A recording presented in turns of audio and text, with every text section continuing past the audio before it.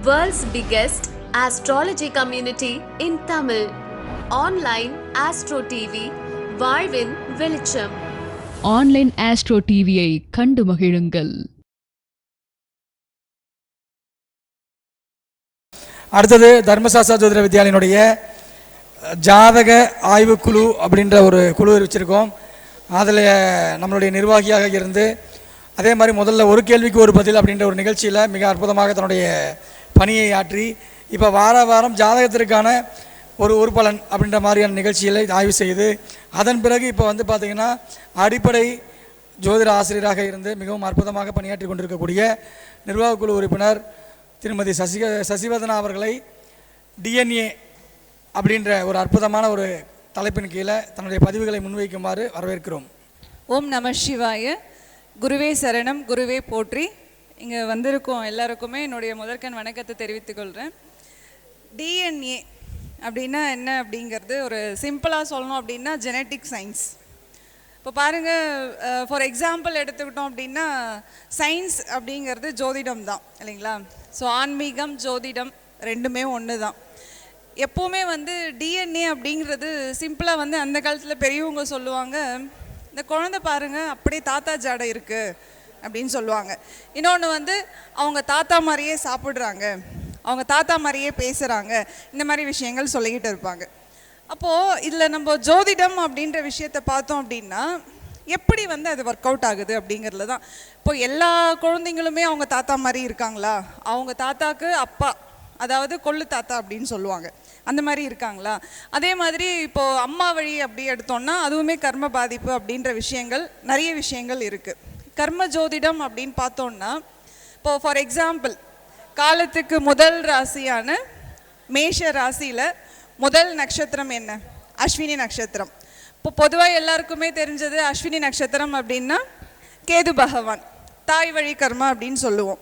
இப்போ தாய் வழி கர்மாவில் பிறக்கிறவங்க எல்லாரும் தாய் மாதிரியே இருக்காங்களா? அதாவது அவங்க அம்மா, அவங்க அம்மாவோட அம்மா, அம்மம்மா அப்படின்னு சொல்லுவோம் இல்லைங்களா? ஸோ அந்த மாதிரியே இருக்காங்களா? இல்லை. இதே அப்பா வழி கர்மா எடுத்தோம் அப்படின்னா அதுக்கு ராகு பகவான் சம்பந்தம். இப்போ ராகு பகவான் சம்பந்தம் இருந்தால் தான் அப்பா வழி கர்மா அப்படின்னு எடுத்துக்கிறோம். அப்போ அவங்க தாத்தா மாதிரி இருந்தாங்களா, கொள்ளு தாத்தா மாதிரி இருந்தாங்களா, இந்த மாதிரி விஷயங்கள் எல்லாமே நம்ம தெரிஞ்ச விஷயம்தான். இப்போ டிஎன்ஏல ரொம்ப தெரியாத விஷயங்கள் அப்படின்றது பார்க்கும்போது இதில் முக்கியமான ஒரு பங்கு கொடுக்குற கிரகம் என்ன அப்படின்னா சூரியன். ஏன் சூரியன் சொல்கிறோம்? இப்போ நம்ம கால புருஷ தத்துவப்படி 12 ராசிகள், 12 ராசிகள் அப்படின்னும் போது மேஷ ராசியில் சூரியன் உச்சமாகிறாரு. அப்போது ஃபார் எக்ஸாம்பிள் அப்படியே நேராக 5ஆம் இடத்துக்கு வந்தோம் அப்படின்னா அங்கே மக நட்சத்திரம் அப்படின்ற சிம்ம வீட்டில் மக நட்சத்திரம் தாய் வழி கர்மாவும் இருக்குது. இப்போ நீங்கள் எந்த ராசியாக இருக்கலாம், என்ன லக்னமாக இருக்கலாம், எதுவாக இருந்தாலும் காலபுருஷ தத்துவப்படி அந்த 12 ராசிகளில் என்னென்ன கிரகம் எங்கெங்கே உச்சமாக இருக்குது, எங்கெங்கே நீச்சமாக இருக்குது அப்படின்றத ஃபஸ்ட்டு நம்ம எடுக்கிறோம். இப்போ கர்ம பதிவை எப்படி கண்டுபிடிக்கிறது? உங்கள் ஜாதக கட்டத்தில் ஃபார் எக்ஸாம்பிள் சூரியன், இப்போ சூரியன் 12 ராசிகளில் அவர் நிற்கிற நட்சத்திரம் எப்போவுமே திரும்ப திரும்ப சொல்கிற விஷயங்கள் இதுதான், நட்சத்திரங்கள் பேசும். அதனால தான் 27 நட்சத்திரங்கள் அப்படின்னு சொல்கிறோம் இல்லைங்களா? அப்போது சூரியன் எடுத்தோம் அப்படின்னா ஃபார் எக்ஸாம்பிள் மேஷத்துலேயே அஸ்வினி நட்சத்திரத்திலேயே சூரியன் இருந்தார் அப்படின்னா அப்போ சூரியன் இருக்காங்களே, அப்போ தாய் வழி கர்மாவா இல்லை சூரியன் என்ற கிரகம் பேசுமா அப்படின்ற விஷயம் நம்ம பார்க்குறோம். இல்லை சொல்லுவோம், அப்போ சூரியன் உச்சமாக இருந்தால் அப்பா மாதிரி கோபம் வரும், கோபக்காரங்களாக இருப்பாங்க அப்படின்னு சொல்லிட்டு. அப்படி கிடையாது. இப்போ சூரியன் அஸ்வினி நட்சத்திரமில் இருந்தார்னா தாய் வழி கர்ம பதிவு, ஜெனட்டிக் சயின்ஸ், அவங்களோட ஆக்டிவிட்டீஸ் எல்லாமே அம்மா மாதிரி, அவங்க பாட்டி மாதிரி, அதாவது அம்மா வழி கர்மா. இதுதான் கிரகங்களும் நட்சத்திரங்களும் பேசுகிற விஷயங்கள். இப்போ அதே ஃபார் எக்ஸாம்பிள் அதே இடத்துல புதன் பகவான் மேஷ ராசியில் அஸ்வினி நட்சத்திரமில் இருக்கார். அப்போ அந்த சயின்ஸ் நம்ம எப்படி சொல்லலாம்? இப்போ புதன் அப்படின்னா பேச்சுக்கு காரகிரகம் சொல்லுவோம், முயற்சி ஸ்தானம் சொல்லுவோம். அப்படியே நம்ம காலபுருஷ தத்துவப்படி 6ஆம் இடத்துக்கு வந்தோம் அப்படின்னா அப்போ 6ஆம் இடம் ருண ரோக சத்துர்ணம் இந்த மாதிரி சொல்லிக்கிட்டே இருப்போம். அப்போ மேஷ ராசியில் அஸ்வினி நட்சத்திரமில் புதன் பகவான் இருக்கார் அப்படின்னா என்ன கர்ம பதிவாக இருக்கும்னா தாய் மாமா. பாருங்கள், அந்த குழந்தை தாய் மாமா மாதிரியே பேசுவாங்க. அதாவது தாய் மாமா அப்படின்னும் போது இதில் 2 விஷயங்கள் பார்க்கணும். ஒன்று, அது சூரியன் புதன் சேர்ந்து இருந்தால் அப்பா வழியில் வர தாய் மாமாவாக எடுக்கணும். இல்லை வெறும் புதன் மட்டும் தனிச்சு இருக்காரு அப்படின்னும் போது அது தாய் வழி கர்மால வர தாய் மாமன். இதுதான் சிம்பிள் லாஜிக். அடுத்து இன்னொரு ராசி பார்த்தோம்னா காலத்துக்கு 2வது ராசியில் ரிஷபம். அந்த ராசியில் எந்த கிரகம் வேணாலும் இருக்கட்டும், அதில் இருக்கிற நட்சத்திரங்கள். அப்போ அந்த நட்சத்திரங்கள் பார்க்கும்போது ஃபார் எக்ஸாம்பிள் அதே நட்சத்திரம் இப்போது ரிஷபம் அப்படி எடுத்துக்கிட்டோம்னா இப்போ சுக்கிரனோட வீடு அப்படின்னு சொல்லுவோம் நம்ம. இப்போ சுக்கிரனில் ஒரு கிரகம் இருக்காங்க, ஜெனட்டிக் சயின்ஸ். அப்போ அவங்க எப்படி இருப்பாங்க அப்படின்னா அதுக்குமே 2 விஷயங்கள் நம்ம பார்க்கணும். இப்போது சகோதரன் சகோதரி அப்படின்னு ஒரு விஷயம் எடுக்கிறோம், அப்போ புதன் சம்பந்தம் வரும். இப்போ 2 கிரகம் சேர்ந்துருக்கு, அது ஒரு விஷயம். இப்போ ரிஷபத்தில் பரணியில் சுக்கிரனே நிற்கிறாரு அப்படின்னும் போது கண்டிப்பாக அவங்க அத்தை மாதிரி தான் வருவாங்க. இல்லை நம்ம யோசிக்கலாம் எப்படி வருவாங்க அப்படின்னு சொல்லிட்டு. சுக்கிரன் வந்து பெண் கிரகம், அவரோட வீட்லேயே அவரோட நட்சத்திரம்ல இருக்கிறது அப்படின்னு சொல்லுவாங்க. பட் ஆனால் அந்த ரிஷபத்தில் நிறைய மாற்றங்கள். ஏன் அப்படின்னா காலபுருஷ தத்துவப்படி 2ஆம் வீடு. ஸோ நட்சத்திரம் தான் பரணி நட்சத்திரம், பட் அந்த வீட்டில் இருக்கிற கிரகம் என்ன, இந்த மாதிரி ஒவ்வொரு கிரகத்துக்கும் ஒவ்வொரு ராசியில் இருக்கிற நட்சத்திரங்களை வச்சு தான் இந்த பதிவுகள் பதியப்பட்டிருக்கு. இப்போ ஜெனட்டிக் சயின்ஸ், அதாவது டிஎன்ஏ கர்ம பதிவு. இப்போ பாருங்கள், தாத்தா வந்து நல்லா வாழ்ந்தவராக இருப்பார் இல்லைங்களா. அவருக்கு நிறைய சொத்து இருந்திருக்கும், நிறைய வந்து நகைகள் சேர்த்து வச்சுருப்பாங்க, அதே மாதிரி பேர் வாங்கிப்பா. இந்த ஊரில் இந்த பேர், இப்போ ஃபார் எக்ஸாம்பிள் வந்து இந்த ஊரில் வந்து ஏதோ ஒரு பேரில் இருக்காங்கன்னா ஓ இவரோட பேருனா அப்படின்னு சொல்லுவாங்க. இப்போ அதே வந்து அவங்க சுக்கிரனோட கர்ம பதிவு அதிகமாக வாங்கியிருந்தாங்க அப்படின்னு வச்சுக்கோங்களேன், அவங்க பேர் சொன்னவே என்னது இவங்களோட பேரனா அப்படின்ற ஒரு விஷயங்கள் வரும். இதுதான் வந்து அவங்க என்ன கர்மா சேர்த்து வச்சுருக்காங்க அப்படின்னு பார்க்கணும். இப்போ காலபுருஷ தத்துவப்படி 12 ராசிகளில் எந்தெந்த நட்சத்திரத்தில் என்னென்ன அப்படின்னு பார்க்கும்போது முக்கியமாக இதில் சூரியன் என்ற நட்சத்திரம் பார்க்கணும். அடுத்து பார்த்திங்கன்னா சுக்கிரன் என்ற நட்சத்திரம் பார்க்கணும். அடுத்து இன்னொரு ஒரு கேட்டகரி எடுத்தோம்னா சந்திரன். இந்த 3 கிரகங்கள் அதிக கர்மா வாங்கின ஒரு பதிவாக இங்கே பதியப்படுறோம். இதில் பார்க்க வேண்டிய விஷயங்கள் வந்து பார்வைகளும் எடுக்கணும். ஏதோ ஒரு கட்டத்தில் ஏதோ ஒரு கிரகம் இருக்குங்க. இப்போ இந்த 3 கிரகத்துக்குமே நேர்பார்வை 7ஆம் பார்வை மட்டும்தான்றது தெரிஞ்ச விஷயம். அப்போது ஃபார் எக்ஸாம்பிள் மேஷ ராசியே இருக்கட்டும், அங்கே சூரியன் இருக்காருன்னா நேர் 7ஆம் வீடு சுக்கிரன் வீடு தான் பார்ப்பார். இப்போ அந்த வீட்டில் என்ன கிரகம் இருக்காங்க, கிரகமே இல்லை அப்படின்னா அந்த பார்வைகள் வேறு. அப்போ தான் அந்த டிகிரி என்ன டிகிரியில் இருக்காங்க அப்படின்னு சொல்லிட்டு தான் அதே பார்வை தான் அத்தனை டிகிரிலையும் அந்த துலாம் ராசியில் விழும் அப்படின்றது ஒரு கணக்கு. இப்போ அந்த துலாம் ராசியில் சூரியன் மேஷத்தில் இருக்காரு, அதே துலாமில் ஃபார் எக்ஸாம்பிள் சுக்கிரனே ஆட்சியாக இருந்தார் அப்படின்னா ஒரு 200% கர்மாவை அதிகமாக வாங்கியிருக்காங்க அப்படின்னு சொல்லலாம். பெண் வழி கர்மா அப்படி எடுக்கணும். பட் அதில் இருக்கிற 3 நட்சத்திரங்கள் இதே சுவாதியாக இருந்தாங்க அப்படின்னா அப்பா வழி கர்மா. சுவாதி நட்சத்திரத்தில் அந்த கிரகம் இருக்குது அப்படின்னா அப்பா வழி கர்மா. இல்லைங்க சுவாதி கிடையாது, விசாகம் இருக்குன்னா சிம்பிள் அவங்களுடைய தந்தைக்கு நம்ம சொல்லலாம் அது ராகு அப்படிங்கிறது அப்பா வழி கர்மான்னு சொல்கிறோம். அப்போ தந்தைன்னு எடுக்கும்போது தந்தையாக எடுக்கக்கூடாது, அவரோட தந்தையாக எடுக்கணும். இதில் தான் அதில் இருக்கிற விஷயங்கள். இப்போது அதே சந்திரன் இருந்தாங்கன்னு வச்சுக்கோங்க. ஸோ 2 பேரும் நேர் 7 கீழாக இருக்காங்க. அப்போது இந்த குழந்தை வளருது அப்படின்னும் போது சூரியன் சந்திரன் ஆப்போசிட்டாக இருக்காங்க அப்படின்னா அப்போ அப்பா வீட்டு சைடு மாதிரி இருக்குமா அம்மா வீட்டு சைடு மாதிரி இருக்குமா அப்படின்னு நம்ம யோசிப்போம் இல்லைங்களா. இதில் தான் அவங்க என்ன நட்சத்திரமில் இருக்காங்க அப்படின்னு நம்ம பார்க்கணும். இப்போ நின்ற நட்சத்திரங்கள் பேசும் அப்படின்னும் போது இந்த 3 கிரகங்களை நீங்கள் அடிப்படையாக வச்சுக்கிட்டீங்கன்னா அந்த 3 கிரகங்களுமே என்னென்ன சாரம் வாங்கியிருக்கு அப்படின்னு பார்க்கணும். இதில் வந்து முக்கியமாக நம்ம பார்க்க வேண்டியது இதில் பாவ தொடர்புகள் அப்படிங்கிறது ரொம்ப முக்கியங்க. இப்போ நம்ம சூரியன் அப்படின்னு நான் சொல்லிட்டேன். இப்போ அந்த பாவம் அப்படின்னா அடுத்து வந்து 12ஆக கனெக்ட் ஆகும். 12 அப்படின்னும் போது குருவோட வீடாக வரும். அப்போ குரு என்ன நிலையில் இருக்கார், இன்கேஸ் அவரே சூரியனோட சாரம் வாங்கியிருந்தார் அப்படின்னா அவங்க கர்மா எந்த அளவுக்கு பாதிப்பு, அதாவது ப்ளஸ் ஆர் மைனஸ் அப்படிங்கிறது அவங்கவுங்க ஜாதகட்டங்கள் வச்சு பார்க்க வேண்டிய விஷயம். இல்லை ப்ளஸ்ஸாக இருக்கா மைனஸாக இருக்கா அப்படிங்கிறது தான் நம்மளுக்கு பார்க்க வேண்டியது. இப்போ இன்னொன்று வந்து இந்த கர்ம பதிவில் சூரியனுக்கு 12, சந்திரனுக்கு பார்த்திங்கன்னா தொடர்பு வர்றது 6, 7. இப்போ சந்திரன் நல்லா இருக்காரு அப்படின்னு சொன்னால் அப்போ 6ஆம் இடம், அப்போ வந்து அவங்களுக்கு ஃபுட்டு சம்மந்தப்பட்டது வருமா, இல்லை 7 அப்படிங்கிறது கலத்திரம் சம்மந்தப்பட்டது. சேம் இப்போ ஃபார் எக்ஸாம்பிள் வந்து கலத்திரம் அப்படின்னா காலத்துக்கு 7ஆம் இடம் அப்படின்னும் போது சுக்கிரன் வீடாக வருது. இதே அந்த சந்திரன் ஃபார் எக்ஸாம்பிள் வந்து அவர் குரு வீட்டிலே இருக்கட்டும், மீனத்திலே இருக்கட்டும், அப்போ நேராக வந்து சுக்கிரனோட நீச்ச வீட்டை தான் பார்ப்பாங்க.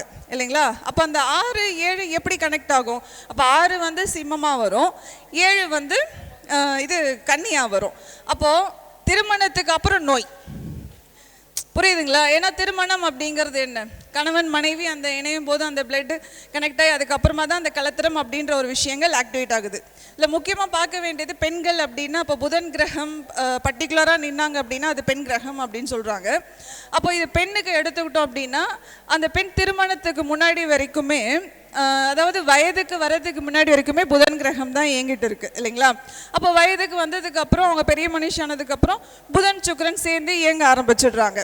அப்போ இந்த 6ஆம் இடமும் திருமணம் ஆகலை, பெண்ணோட ஜாதகத்தில் திருமணம் ஆகலை அப்படின்னா இந்த கர்ம பதிவில் பார்க்க வேண்டியது சந்திரன் நின்றதுல இருந்து 6 7 இந்த கிரகங்கள், அதாவது இந்த வீடு சந்திரன் எந்த கட்டத்தில் இருக்குன்னு ஃபஸ்ட்டு பார்க்கணும். ஸோ அதுலேருந்து சந்திரன் நின்றதுலேருந்து 6ஆம் வீடு எப்படி இருக்குது, 7ஆம் வீடு எப்படி இருக்குது, இதை முக்கியமாக பார்க்கணும். அப்போது அந்த 7ஆம் இடம் அப்படின்னும் போது கலத்திரம் இயங்க ஆரம்பிக்குது. அந்த பொண்ணு வந்து நல்லா இருப்பாங்க, ஹெல்த் இஷ்யூஸ் எதுவுமே இருக்காது, நல்லா படித்தவங்களாக இருப்பாங்க, எல்லாமே சூப்பராக இருக்கும். திருமணத்துக்கு அப்புறம் திடீர்னு ஒரு நோய். இந்த நோய் எங்கேருந்து வந்ததுன்னா பிளட் மூலியமா வந்தது. அப்போது இந்த டீட்டெயில்ஸ் எடுத்து ஜாதகம் எடுத்து பார்க்கும்போது தான் தெரியுது. ஸோ திருமணத்துக்கு அப்புறம் கலத்திரம் இயங்க ஆரம்பிச்சதுக்கப்புறம் தான் அந்த கணவன் கிட்ட இருக்கிற கர்மா அப்படிங்கிறது இந்த பொண்ணுக்கு இயங்க ஆரம்பிச்சிருக்கு. ஸோ அங்கே 7 அப்படிங்கிறது அங்கே வேலை செய்யுது ஆட்டோமேட்டிக்காக. ஏன் அப்படின்னா கலத்திரம், இதுதான் சிம்பிள். அடுத்து பார்த்தீங்கன்னா செவ்வாய்க்கு அந்த கர்ம அட்டவணையில் கர்ம ஒரு இதில் வந்து செவ்வாய்க்கு பார்த்தீங்கன்னா 11. இப்போ ஃபார் எக்ஸாம்பிள் உங்கள் ராசி கட்டத்தில் செவ்வாய் எந்த வீட்டில் வேணால் இருக்கட்டும், இப்போ 11 அந்த கிரகம், அதாவது செவ்வாய் இருக்கிற வீட்டில் இருந்து அடுத்து 11ஆவது வீட்டில் அந்த கிரகம் எப்படி இருக்காங்க. 11ஆம் இடம் காலியாக இருந்தால் ஓகே, பிரச்சனை இல்லை. இப்போ என்ன கிரகங்கள், அது முக்கியமாக இந்த கர்ம பதிவு வாங்கினதில் சூரியன் சுக்கிரன் சந்திரன் இந்த கிரகங்கள் இருந்தால் இவங்களுக்கும் ரத்தம் மூலமாக ஒரு நோய் பாதிப்பு வரும். இதுதான் இதில் இருக்கிற சூட்சமமான விஷயம். அடுத்து வந்து புதன் பகவான். இப்போ புதன் அப்படின்னு எடுத்துக்கிட்டோன்னா ஸ்கின் அப்படின்னு சொல்லுவோம் இல்லைங்களா, இல்லை பேச்சு. இந்த 2 விஷயம் ரொம்ப ஒரு ஹெல்த் வைஸ் நம்ம பார்க்கும்போது இந்த 2 விஷயங்கள் சூப்பராக பேசுகிறாங்க. இவங்க ஸ்கின் வந்து இவங்க ரொம்ப பேசும்போது இவங்க ஸ்கின் வந்து நல்லா ஷைனிங்காக இருக்குது, இந்த மாதிரி நம்ம ரசிப்போம். இப்போ ஃபார் எக்ஸாம்பிள் மீடியா எடுத்துக்கிட்டிங்கன்னா இந்த மாதிரிலாம் விஷயங்கள் இருக்குது இல்லைங்களா, அப்போ ரசிக்கப்படுவோம். இது நல்ல ஒரு கர்ம பதிவாக இருக்கும். இப்போ பாருங்கள், ஒருத்தர் பேசுனாவே வந்து பிரச்சனை தான் வரும். அவங்க நல்ல விஷயம்தான் பேசுவாங்க, ஆனால் அந்த விஷயம் வந்து அவங்களுக்கு அங்கே எடுபடாது. அப்போது இந்த புதன் என்ற வீட்டில் இருந்து 4ஆம் இடம் ஒரு ஜாதகம் நம்ம கிட்ட வருதுங்க. வந்த உடனே மேடம் நான் பேசினாவே எங்களுக்கு பிரச்சனையாக இருக்குது, எந்த விஷயம் ஸ்டார்ட் பண்ணாலும் பிரச்சனையாக இருக்குது அப்படின்னு சொல்லுவாங்க. ஸோ நம்ம கர்ம பதிவாக பார்க்க வேண்டிய விஷயம் என்னென்னா, அவங்க ஜாதக கட்டத்தில் புதன் எந்த வீட்டில் இருக்கார். ஸோ அந்த வீட்டில் இருந்து 4ஆவது வீட்டில் என்ன கிரகம் இருக்குது, முதல்ல பார்க்க வேண்டியது புதன் நின்ற கிரகம், அந்த நட்சத்திரம் எது அப்படின்னு சொல்லிட்டு நம்ம பார்த்துடுறோம். பார்த்துட்டு அவர் வீட்டில் இருந்து 4ஆவது வீடு, இப்போ 4ஆவது வீட்டில் என்ன கிரகம் இருக்குது. இப்போ ஆல்ரெடி கர்ம பதிவு வாங்கினது நம்ம சூரியன் சுக்கிரன் சந்திரன் சொல்லிட்டோம், அதிக இம்பார்ட்டன்ஸ் கொடுக்கறதுக்கு. அப்போ இந்த 3 பேரில் இன்கேஸ் அவங்க இருந்தாங்க அப்படின்னா அவங்களுக்கு நோய் சார்ந்த விஷயங்கள், அதாவது ஸ்கின்ல வந்து பார்த்திங்கன்னா இதுக்கு வயசு அப்படிங்கிறது அவங்க சுயஜாதகம் வச்சு அந்தந்த நேரத்துக்கு பார்க்க வேண்டியது. ஃபார் எக்ஸாம்பிளுக்கு அவங்களுக்கு ஸ்கின் மூலயமா பிரச்சனை வரும். ஃபார் எக்ஸாம்பிள் பார்த்திங்கன்னா இப்போ ஒரு அந்த பார்க்கு சைடு வாக் பண்ண சொல்லுவாங்க, அந்த சைடு போகும்போது கூட அவங்களுக்கு அந்த ஸ்கின் வந்து பார்த்திங்கன்னா ஒரு, ஏன்னா தாவரங்களுக்கு அந்த மகரந்த சேர்க்கை நடக்கும்போது இவங்க அதை கிராஸ் பண்ணும்போது செடிகளுக்கு நடுவில் ஒரு வாக் பண்ணிட்டு போகும்போது கூட ஸ்கின் அலர்ஜிஸ் வரும். இதெல்லாம் வந்து பார்த்திங்கன்னா புதன் சம்மந்தப்பட்ட கர்ம பதிவுகள். அதே மாதிரி வந்து ஒரு பேச்சு எடுத்துக்கிட்டோன்னா நல்ல விஷயமா தான் பேசுவாங்க, ஆனால் ஒரு 5 நிமிஷத்துக்கு மேலே பேசினாவே அவங்கள வந்து கார்னர் பண்ண ஆரம்பிச்சிருவாங்க. ஏன் அப்படின்னா அந்த கர்ம பதிவு அப்படின்றது அதிக பாதிப்பு. இந்த சூரியன் சந்திரன் சுக்கிரன் இந்த நட்சத்திரம் இந்த வீட்டில், அதாவது புதன் இருக்கிற வீட்டிலேருந்து 4ஆவது வீட்டில் இவங்க இருந்தாங்க அப்படின்னா அதிக பாதிப்பு தரும். மற்ற கிரகங்கள் இருக்கும்போது அப்போ நட்சத்திரங்கள் வச்சு இன்கேஸ் அவங்க அந்த கிரகங்கள் சூரியனோட நட்சத்திரமில் இருந்தாலோ சுக்கிரனோட நட்சத்திரமில் இருந்தாலோ சந்திரனோட நட்சத்திரமில் இருந்தாலோ அது ஒரு 60% வேலை செய்யும் அப்படின்ட்டு அந்த ஜாதகத்துக்குள்ளே போயிட்டு பார்க்குறது. பட் பொதுவாக சொல்கிற விஷயங்கள் இது எல்லாமே. இன்னொரு கிரகம் நம்ம பாக்கியஸ்தானம் சொல்லக்கூடிய யார், 9ஆம் இடம் பாக்கியஸ்தானம் சொல்லக்கூடிய கிரகம் குரு பகவான் இல்லையா. அப்போ இந்த கர்ம பதிவுக்கு குரு பகவானோட வீடு என்ன, ஃபஸ்ட்டு அவர் இருக்கிற வீடே தான். இல்லை நம்ம யோசிக்கலாம், என்ன அவர் மூத்த கிரகம், ஆன்மீக கிரகம், பாக்கியஸ்தானம், பாக்கியாதிபதி தானே, அப்போ அவர் இருக்கிற வீடே எப்படி கர்ம பதிவாக நம்ம எடுத்துக்கணும் அப்படின்னு சொல்லிட்டு. அதாவது இப்போ இதில் வந்து நம்ம யோசிக்கிறோம், இப்போ தந்தை அப்படின்னா 9ஆம் இடம் அப்படின்னு சொல்கிறோம் இல்லைங்களா. ஸோ 5ஆம் இடம் அப்படின்றது நம்ம முன்னோர்கள், இந்த குலதெய்வம், முன்னோர்கள் இதெல்லாம் சொல்கிறோம். இப்போ 9ஆம் இடம் தந்தை, அப்போ அவங்களோட தந்தை இந்த மாதிரி பார்க்கும்போது குருவுக்கு அதிக இம்பார்ட்டன்ஸ் இருக்குது. அப்போ அவர் இருக்கிற வீடே அந்த கர்ம பதிவு பெற்ற வீடாக தான் இருக்கும். இல்லை நட்சத்திரங்கள் பார்க்குறோம் 1, இல்லை அவர் இருக்கிற வீட்டை பார்க்குறோம் இது 2, ரெண்டுமே 50-50% கண்டிப்பாக வேலை செய்யும். இதில் ஒரு மாற்று கருத்தும் கிடையாது.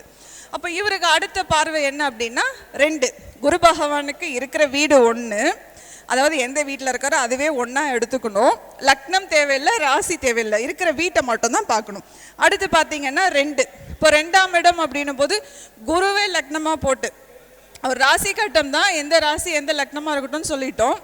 குருவையே லக்னமாக போட்டு அவருக்கு 2ஆம் இடம், இப்போ குரு இருக்கிற வீட்டுக்கு 2ஆம் இடம். ஃபார் எக்ஸாம்பிள் வந்து இப்போ மிதுன வீட்டிலே குரு இருக்காருன்னு வச்சுக்கோங்களேன், அந்த வீடை லக்னமாக போட்டு 1ஆம் இடமாக போட்டு அடுத்து கடகத்தை 2 இந்த மாதிரி போட்டு கால்குலேட் பண்ணும்போது இந்த ராசியில், அதாவது கடக ராசியில் என்னென்ன கிரகங்கள் இருக்குது, இப்போ முக்கியமானது அவரோட நட்சத்திரமே ஒரு கிரகம் இருக்கும் இல்லையா. அப்போ வந்து அந்த பாதிப்பு, இவங்க தாத்தா இப்படி கிடையாது, இந்த மாதிரிலாம் இவங்க தாத்தா பேசினது கிடையாது, இவங்க தாத்தா இப்படியெல்லாம் சண்டை போட மாட்டார், ஆனால் இந்த குழந்தை ஏன் இப்படி இருக்குது, இவங்க அப்பா ரொம்ப சைலண்ட்டாக இருப்பாங்க, இந்த குழந்தை ஏன் இப்படி இருக்காங்க.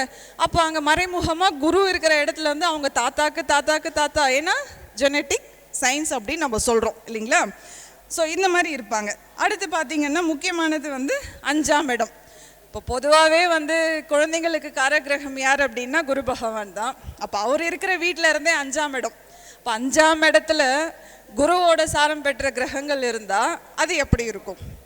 ஸோ 5ஆம் இடம் அப்படின் போது நம்ம மிதுனம் எக்ஸாம்பிள் சொல்லிட்டோம். 5 அப்படின்னா சுக்கிரன் வீடு வரும். இன்கேஸ் அவரோட நட்சத்திரமிலே கிரகங்கள் இருந்தார் அப்படின்னா அப்போ அவங்க எப்படி இருப்பாங்க. இந்த குழந்தைகள் அப்படின்றது குருன்னு பார்த்துட்டோம். இப்போ ஒரு 40 வயசு ஆள் நம்மக்கிட்ட ஜாதகம் பார்க்க வராங்க. இந்த மாதிரி வந்து குரு சம்மந்தப்பட்டோம் அப்படின்னா இப்போ குழந்தைகள் வந்துட்டு அது வேறு விஷயம். இப்போ குருவை பற்றி ஒரு 40 வயசில் வந்து கேட்குறாங்க அப்படின்னா அவங்க ஃபஸ்ட்டு சொல்லக்கூடிய வார்த்தை, எனக்கு கடன் அதிகமாக இருக்குது, என்னால் இந்த கடனை அடைக்க முடியல. இப்போ நம்ம பார்க்க வேண்டிய, ஏன்னா பெரும் பணம் குரு பகவான் அப்படிங்கிறது நம்மளுக்கு தெரியும். அப்போது இந்த கடனை நீங்கள் இந்த ஜென்மத்தில் அடைப்பீங்களா, இல்லை நீங்கள் கடனாளியாகவே இருக்கணுமா அப்படின்றது தான் நம்ம பார்த்து சொல்ல வேண்டிய விஷயங்கள். அடுத்து இன்னொரு முக்கியமான கிரகம், ஆல்ரெடி கர்ம பதிவு சொல்லிட்டோம். இப்போ சுக்கிரன், அவருக்கு எத்தனாவது வீட்டில் என்ன கிரகம் இருக்குது பார்க்கணும் அப்படின்னா சுக்கிரன் பவனுக்கு அவர் இருக்கிற வீட்டிலேருந்து 3ஆவது இடம். இப்போ சுக்கிரன் அப்படின்னாவே காலத்துக்கு 2 7ன்னு சொல்கிறோம். 7 அப்படின்னா கலத்திரம் அப்படின்ட்டு தெரியும். ஏன்னா முயற்சி அப்படிங்கிறது 3 இல்லைங்களா. ஸோ இது ஓரலாக சொல்கிற விஷயங்கள். அந்த தாம்பத்தியம் குறிக்கிற விஷயம் 3, அந்த இது பார்க்கும்போது இவருக்கு 3ஆம் வீடாக தான் கொடுத்துருக்காங்க கர்ம பதிவில். அப்போ அந்த 3ஆம் இடத்துல இன்கேஸ் கேது பகவான் இருக்காருங்க, கல்யாணம் ஆயிடுச்சு, 2 பேருக்குமே வந்து ஒரு அண்டர்ஸ்டாண்டிங் வராது. ஏன் வராது அப்படின்னா சுக்கிரன் இருக்கிற இடத்துல இருந்து 3ஆவது இடம் எப்படி இருக்குன்னு கண்டிப்பாக பார்க்கணுன்றது தான் ஜெனட்டிக் சயின்ஸில் நம்ம பார்க்க வேண்டியது. அப்போது திடீர்னு பார்த்தா சந்தோஷமாக இருப்பாங்க, திடீர்னு பார்த்தா இவங்க பேசிக்கவே மாட்டாங்க, ஒரே வீட்டில் தான் இருப்பாங்க. அப்போ இன்னும் கொஞ்சம் டீப்பாக போயிட்டு பார்க்கும்போது தான் அடுத்து இவங்க ஒருத்தருக்கு ஒருத்தர் ஒரு அண்டர்ஸ்டாண்டிங் இல்லாமல் ஒரு கோர்ட் கேஸ் வரைக்கும் போயிட்டு பிரியிற ஒரு சூழ்நிலை. ஸோ இதை சுற்றி எங்கே நம்ம ஜாதகங்கள் வரும்போது பார்த்த விஷயம் என்ன அப்படின்னா அந்த பொண்ணுக்கு 3ஆம் இடத்துல கேது, சுக்கிரன் இருக்கிற இடத்துல இருந்து 3ஆம் இடத்துல கேது. அப்போ பெண்ணுக்கு நம்ம தெரியும் கணவன் அப்படின்னா செவ்வாய் தான், இல்லைன்னு சொல்லலை. ஆனால் அவங்க ஜாதகத்தில் சுக்கிரனுக்கு முன்ன கர்ம பதிவு பெற்ற கிரகங்கள் இருக்கும்போது அப்போ அந்த பெண்ணானவ எப்படி அந்த லைஃப்பை வந்து ஸ்மூத்தாக ஹேண்டில் பண்ண முடியும். அவங்க வந்து யோசனை எல்லாமே வந்து ஆன்மீகம் சம்மந்தப்பட்டது, எந்த கோவிலுக்கு போகலாம், என்ன பூஜை செய்யலாம், என்ன விளக்கு ஏற்றலாம், என்ன கோவில் மாலை போட்டுட்டு உட்காரலாம், இப்படி இருக்கும்போது அப்போ கணவன் அப்படின்றவங்க எப்படி அக்செப்ட் பண்ணுவாங்க. ஏன்னா அவரோட ஜாதகத்தில் சுக்கிரன் உச்சமாக இருக்காரு. இதெல்லாமே யூனிக் ஒரு நம்ம எடுக்கிற பாயிண்ட்ஸ். அப்போ 2 பேரும் டிவோர்ஸ் ஆகுது அப்படின்னா முதல்ல நம்ம செக் பண்ண விஷயம் இதுதான். ஜெனட்டிக் சயின்ஸில் இப்படி கர்ம பதிவு கொண்டு வந்த இந்த பொண்ணுக்கு அப்போ ஜாதகம் பார்த்து கல்யாணம் பண்ணி வைக்கும்போதே நம்ம ஒன்று சொல்லிடலாம், நம்மக்கிட்ட அந்த நேரத்துக்கு ஜாதகம் வந்தால் இல்லை அப்படின்னும் போது. ஏன்னா இன்றைக்கி பாருங்கள் சுயம்பரம் அப்படின்ற ஒரு விஷயத்தை நம்ம ஸ்டார்ட் பண்ணியிருக்கோம். ஸோ இதில் வர வரன்களில் நம்ம அந்த வரன் பார்க்கும்போது முக்கியமாக இந்த மாதிரி கர்ம பதிவு இருக்கா அப்படின்னு பார்த்துட்டு அதுக்கான பரிகாரங்கள் பண்ணிட்டு தான் அடுத்து அவங்க திருமணத்துக்கு தயாராக இருக்காங்களா இல்லையா அப்படின்னு ஒரு ஸ்டெப் நம்ம பார்த்து சொல்லணும். அடுத்து பார்த்தீங்கன்னா சனி பகவான். ஸோ பொதுவாகவே வந்து கர்மகாரகன் அப்படின்னா சனி பகவான் நம்மளுக்கு தெரிஞ்ச விஷயம்தான். சனி பகவான் கர்மகாரகர் தாங்க, இல்லைன்னு சொல்லலை. இப்போ காலத்துக்கு வந்து 10 அப்படின்னா கர்மஸ்தானம் அப்படின்னு நம்ம தெரிஞ்சிருக்கோம். அப்போது இதில் சனி பகவான் அந்த 12 கட்டங்களில் எந்த ராசி கட்டமில் இருக்கார்? லக்னம் தேவையில்லை, ராசி தேவையில்லை. இந்த 12 ராசியில் சனி பகவான் எங்கே இருக்கார்? அவர் இருக்கிற இடத்துல இருந்து 6ஆம் வீட்டில் என்ன கிரகம் இருக்குன்னு பார்க்கணும். இதுதான் வந்து முக்கியமாக ரொம்ப டீப்பாக கவனிக்க வேண்டியது. இப்போது இதே ஒரு 50 வயசு ஒரு அது ஆணா பெண்ணா 2 பேர் யாரா வேணால் இருக்கலாம், ஜாதகம் கொண்டு வருவாங்க. எனக்கு சனி தசை ஆரம்பிச்சிச்சு, நான் வீட்டை விட்டு நான் வெளியில் வந்துட்டேன், என் ஃப்ரெண்ட்ஸு கூடலாம் நான் சண்டை போட்டுட்டேன், என் பிஸ்னஸ் பார்ட்னர்ஸ்லேருந்து நான் எல்லாத்தையும் விலக்கிட்டேன், நான் செய்கிற தொழிலேருந்து எல்லாத்தையுமே நான் வித்ட்ரால் பண்ணிட்டேன். கண்டிப்பாக இந்த ஏதோ ஒரு விஷயங்கள் ஆண்கள் சொல்லுவாங்க. அப்படியே பெண்கள் வந்தோன்னு வச்சுக்கோங்களேன், ஒன்று கணவனை விட்டு பிரிஞ்சிட்டேன், இல்லை மாமியாருக்கும் எனக்கும் சுத்தமாக இல்லை மாமியார் தவறிட்டாங்க, ஏன்னா இவங்களுக்கே 50 வயசு ஃபார் எக்ஸாம்பிள். ஏன்னா இதில் 5 ஏன் கனெக்ட் பண்ணுறேன், 50 ஏன் கனெக்ட் பண்ணுறேன் அப்படின்னா புதனோட கர்ம பதிவு ஜெனட்டிக் சயின்ஸில் கனெக்ட் ஆகுது. அதனால இந்த 5 அப்படிங்கிறது நம்ம கொண்டு வரும். இன்னொன்று பார்த்தீங்கன்னா இந்த 2 விஷயங்கள் நடந்திருக்கும், குழந்தைங்களை விட்டே பிரிஞ்சிருப்போம் அப்படின்னு சொல்லுவாங்க. ஏன் அப்படின்னா 10ஆம் இடம் அப்படிங்கிறது கர்மஸ்தானம். ஸோ சனி பகவான் வந்து 2 வீட்டுக்கு ஆதிபத்தியம் வாங்கின கிரகம், மகரம் அண்ட் கும்பம். அப்போ 2 அப்படின்னும் போது குரு பகவானும் அங்கே கனெக்ட் ஆகும்போது ஸோ குழந்தைகள், ஏன்னா இதில் நட்சத்திரங்கள் வச்சு 27 நட்சத்திரங்களில் அந்த சனி பகவான் என்ன நட்சத்திரமில் இருக்கார் அப்படின்ட்டு இது ஒரு எக்ஸாம்பிள். இன்கேஸ் அவர் குருவோட சாரம்லே இருந்தாலும் கண்டிப்பாக குழந்தைங்களை விட்டும் பிரிவாங்க. இது எல்லாமே பார்த்து தான் இந்த 6ஆம் இடத்துல, அப்போ அந்த 6ஆம் இடம் சனி பகவான் இருக்கார், அவர் இருக்கிற வீட்டுக்கு 6ஆம் வீட்டில் என்னென்ன கிரகங்கள், இந்த 3 கிரகங்கள் இருந்தால் கண்டிப்பாக அதிக பாதிப்பு.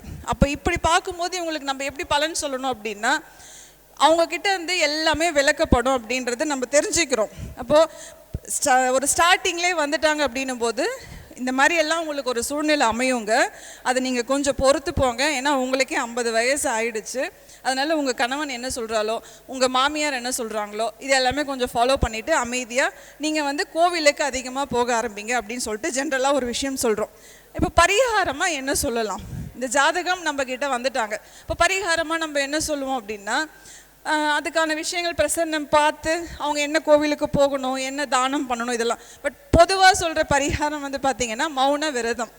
எல்லாருக்கும் தெரிஞ்ச விஷயம்தான். பட் இந்த மாதிரி ஜாதகம் வரும்போது கண்டிப்பாக மௌன விரதம், அது பர்டிகுலராக சனிக்கிழமை, வாரம் சனிக்கிழமை இருக்கிறது ரொம்ப ரொம்ப உத்தமம், இவங்களுக்கு ரொம்ப நல்லது. அதாவது இவங்களை சுற்றி என்ன நடக்குது அப்படின்னு நம்ம பார்க்க தேவையில்லை, முதல்ல இவங்கள தான் நம்ம ப்ரொடெக்ட் பண்ணணும் அப்படின்னும் போது ஸோ ஜோதிடர்கள் நம்ம என்ன சொல்லணும்னா சனிக்கிழமை மௌன விரதம் இருங்க. 6 to 7 சனி ஓரையில் சுத்தமான செக்கிலான நல்லெண்ணெயில் தலை குளிச்சுட்டு மௌன விரதம் அன்னைக்கு ஃபுல்லாக இருங்க. இது ஆண்களாக இருக்கலாம், பெண்களாக இருக்கலாம், 2 பேருக்குமே பொதுவான ஒரு பரிகாரம். இப்போ உடனே நம்ம யோசிப்போம், ஆண்களாக இருந்தால் நாங்கள் வெளிநாட்டில் இருக்கோம், வெளிநாட்டில் இருந்தால் வந்து ஒரு பிரச்சனையும் கிடையாதுங்க, ஏன்னா குடும்பம் அப்படிங்கிறது இவங்களுக்கு இங்கே தான் இருக்கும். இல்லை குடும்பத்தோடையே வெளிநாட்டில் இருக்காங்கன்னா அப்போ அவங்களுக்கு அந்த ஒரு டிகிரி வைஸ் பார்த்து அதுக்கான பரிகாரங்கள் வேறவாக இருக்கும்.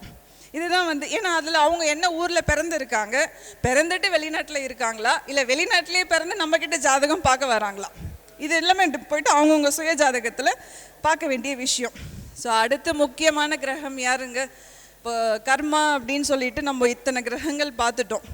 இந்த காலகட்டத்தில் நம்ம கலியுகம் அப்படின்ற விஷயம் பார்க்கும்போது நம்மளை ஆள்ற எல்லா முக்கியமான கிரகங்களில் ரொம்ப ரொம்ப அதிகமாக இருக்கிற கிரகம் ஒரே கிரகம் வந்து ராகு பகவான் தான். இப்போ யோசிக்கலாம், ராகு பகவான் சொல்லிட்டோமே, அப்போ கர்மா ரொம்ப பிரம்மாண்டமாக இருக்குமா அப்படின்னு சொல்லிட்டு. ஏன் அப்படின்னா ராகுனாவே பிரம்மாண்டமான ஒரு கிரகம் அப்படிங்கிறது ஜோதிடர்கள் நம்மளுக்கு தெரிஞ்ச விஷயம். யோசிக்கலாம் எப்படி பிரம்மாண்டமாக இருக்குமா அப்படின்ட்டு. பட் இதில் மட்டும் ஒரு சின்ன ப்ளஸ் இருக்குங்க. ஏன் அப்படின்னா ராகு பகவான் இருக்கிற இடத்துல இருந்து 9ஆம் வீடு தான் நம்ம ரொம்ப முக்கியமாக பார்க்க வேண்டியது. பட் இவருக்கு அதில் ஒரு பார்வை கனெக்ட் ஆகும்போது 9 அப்படிங்கிறது பாக்கியஸ்தானம்.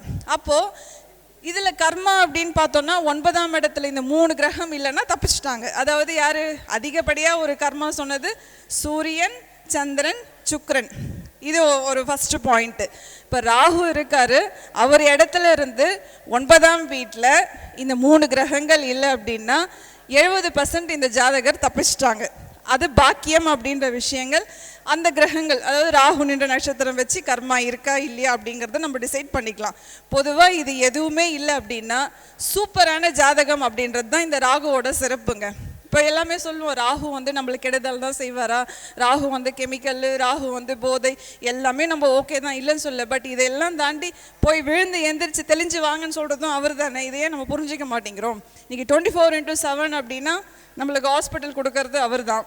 அதே மாதிரி ஒரு திடீர்னு ஒரு ஆக்சிடென்ட் ஆகிடுச்சு அப்படின்னும் போது நம்மளை காப்பாற்றுறதும் ராகு தான். இந்த மாதிரி ராகுவை பற்றி பேசணும் அப்படின்னா இந்த பிரம்மாண்டம் அப்படின்றது ரொம்ப நீளமாக போயிட்டே இருக்கும். ஸோ முக்கியமாக நம்ம பேசுகிற டாப்பிக்கில் ஜெனட்டிக்கில் ராகு பகவானுக்கு ப்ளஸ்ஸான விஷயங்கள் நிறைய இருக்குது. பட் நம்ம முக்கியமாக பார்க்க வேண்டியது ராகு இருக்கிற வீட்டில் இருந்து 9ஆம் இடத்துல ஏதோ ஒரு கிரகம் இருக்கா, இல்லைன்னா 70% சொல்லிட்டோம். இன்கேஸ் கிரகம் இருக்காங்க அப்படின்னா இந்த 3 நட்சத்திரங்கள் சார்ந்த கிரகமாக இருக்கக்கூடாது. முக்கியமாக சூரியன், ஏன்னா ஆல்ரெடி ராகு வந்து தந்தை வழி கர்மா. அப்போ சூரியன் அப்படின்ற ஒரு கிரக நட்சத்திரம் இருக்கக்கூடாது. எந்த கிரகமாக இருந்தாலும் அந்த நட்சத்திர சாரமில் இருக்கக்கூடாது. அடுத்து ஒரு மைனஸ் பார்த்தீங்கன்னா சந்திரனோட நட்சத்திரமில் இருக்கக்கூடாது. இன்னும் பார்த்தீங்கன்னா சுக்கிரன். இல்லை 3 பேருக்குமே ஒரு முக்கியமான விஷயம் என்னென்னா சுக்கிரனுக்கு அதிக ஒரு வேலை இருக்குங்க. ஏன்னா நம்ம ஒரு பரிமாணத்தை அடுத்த லெவலுக்கு கொண்டு போகிற ஒரு சுக்கிரன் அப்படின்னும் போது இப்போ ராகு இடத்துலேருந்து 9ஆம் இடம். ஸோ கர்மா அப்படிங்கிறது அவங்க டிஎன்ஏ கான்செப்ட் படி நோய் முக்கியமாக வந்து பிளட் சம்மந்தம் வரும். ஏன்னா இது திருமணத்தை குறிக்கிற விஷயமா இருக்கிறதால ஸோ இந்த ஜாதகம் ஒரு கர்ம பதிவாக இருக்கும், இந்த ஜாதகம் ஒரு கர்ம பதிவாக இருக்கும். 2 பேரும் எடுத்துட்டு நல்லா இருக்கிற பொண்ணுக்கு நோய் வரும், இல்லை இந்த கல்யாணம் பண்ணுற இவருக்கு ஏதோ ஒரு நோய் வரும். ஸோ டீப்பாக இதை மெடிக்கலாக போய் பார்த்தோம் அப்படின்னா இவங்களுக்கு எப்படி பாதிப்பு வந்தது அப்படிங்கிறதும் எடுக்கலாம், சயின்ஸாக எடுக்கலாம், ஜோதிடமாக எடுக்கணும் அப்படின்னா இந்த மாதிரி எடுக்கணும் அப்படிங்கிறது தான் இதில் ரொம்ப முக்கியமான விஷயங்கள். ஸோ இந்த வாய்ப்பளித்த என் குரு டாக்டர் எம்கேஆர் சாருக்கு என் நன்றிகளை தெரிவித்துக் கொள்கின்றேன். மற்றும் ஆன்லைன் ஆஸ்ட்ரோ டிவி உரிமையாளர் திரு முத்துப்பாண்டியனுக்கும் என் பணிவான வணக்கங்கள். நன்றி. மிகவும் சிறப்பாக பேசிய நமது சசிவதனா அவர்களுக்கு என்னுடைய வாழ்த்துக்கள்.